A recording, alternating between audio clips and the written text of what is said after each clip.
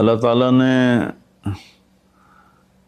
ہفتے میں 7 دنوں میں ایک دن بابرکت بنایا، وہ جمعہ کا ہے۔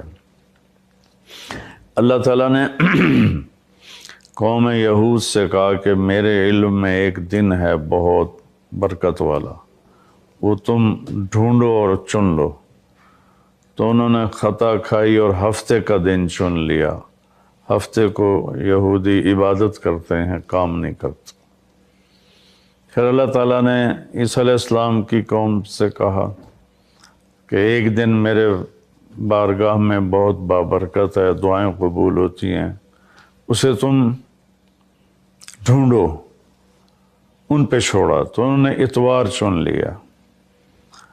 لیکن جب ہماری باری آئی تو اللہ نے ہمیں نہیں کہا کہ ڈھونڈو۔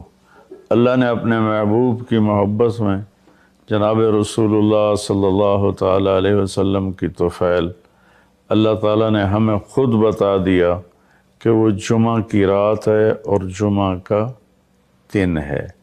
یہ سب سے بہترین دن ہے جمعہ کا، اور پورے سال کے لحاظ سے جمعہ کی رات سب سے بہترین رات ہے۔ خصوصی طور پر پھر شب قدر سب سے اعلیٰ ہو جاتی ہے، لیلۃ القدر سب سے اعلیٰ ہو جاتی ہے۔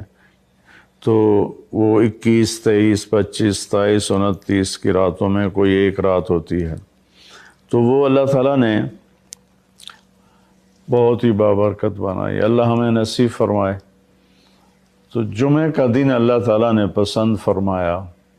اس میں ایک گھڑی دعا کی قبولیت کی ہے، وہ چھپی ہوئی ہے۔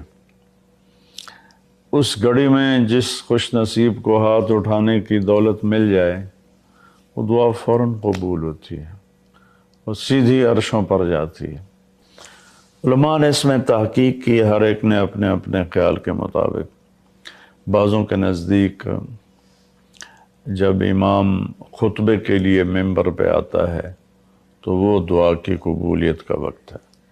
بعضوں کے نزدیک جب دو خطبوں کے درمیان بیٹھتا ہے تو وہ وقت دعا کی قبولیت کا ہے۔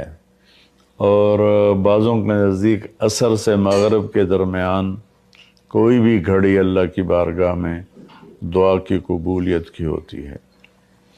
تو جمعہ کی نماز کو اللہ کے نبی نے بہت اہم قرار دیا، اور ارشاد میں بڑے دکھ کے ساتھ یہ حدیث بیان کر رہا ہوں۔ میرے نبی نے فرمایا جو 3 جمعے مسلسل چھوڑ دیتا ہے وہ میری ملت سے خارج ہو جاتا ہے، میری امت سے خارج ہو جاتا ہے۔ تو میں اپیل کروں گا ان بہن بھائیوں سے جو نماز میں سستی کرتے ہیں، کم از کم جمعہ ضرور پڑھ لیا کریں۔ عورتوں پہ جمعہ فرض نہیں ہے، مردوں پہ فرض ہے۔ تو میں کہا کرتا ہوں جو دوست ملتے ہیں جی نماز نہیں پڑھی جاتی، تو میں ان سے کہتا ہوں ایک نماز 5 میں سے طے کر لو اور ایک جمعہ طے کر دو، 2 نمازیں شروع کر دو۔ جس نے بھی اس پہ عمل کیا وہ 5 وقت کا نمازی بن گیا۔ تو جمعہ کی نماز کے بعد جمعہ سے جمعہ تک کے جتنے گناہ ہوتے ہیں وہ اللہ تعالیٰ معاف فرما دیتے ہیں، اور جو جتنی جلدی جا کے بیٹھتا ہے امام کا خطبہ سننے کے لیے اس کو اتنا زیادہ اجر ملتا ہے۔ رمضان المبارک میں جنگ بدر ہوئی، 17 رمضان جمعہ کا دن، اور اللہ نے قیامت کو بھی جو قائم کرنا ہے جمعہ کا دن۔ تو ہر دن اللہ کی بارگاہ میں بابرکت ہوتا ہے اگر ہم اس میں اللہ کی مان کے چل رہے ہیں، اور رمضان شریف میں خاص طور پر، اور پھر جمعہ ہو تو خاص طور پر، اس میں ہم اپنے عبادت کو بڑھائیں۔ درود شریف جمعہ کے دن کا مبارک عمل ہے کثرت سے درود شریف پڑھنا، اور 300 دفعہ جو درود شریف پڑھ لیتا ہے وہ کثرت میں شمار ہو جاتا ہے، اوپر کی کوئی حد انتہا نہیں ہے۔ تو میرے بہن بھائیوں، میرے عزیزوں، اللہ تعالیٰ نے ہمیں ہر نماز کی بڑی اہمیت بتائی ہے، ہر نماز کی، لیکن خاص طور پر جمعے کی بڑی فضیلت ہے، اور جمعہ بھی رمضان المبارک کا ہو تو اور زیادہ وہ باعث برکت ہے، قابل رحمت ہے۔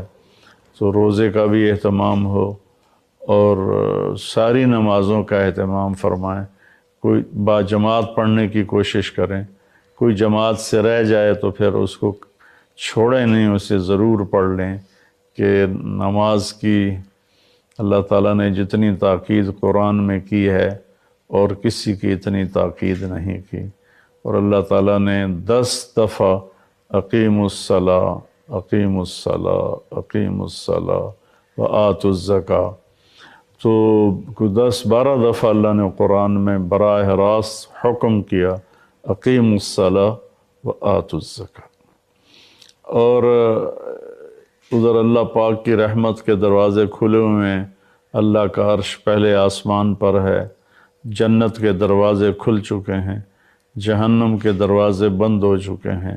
اور میرے نبی کا فرمان ہے کہ اگر میری امت کو پتہ چل جائے رمضان کیا ہے تو تمنا کریں گے کہ سارا سال ہی رمضان ہو، اتنی اللہ کی رحمت ہوتی۔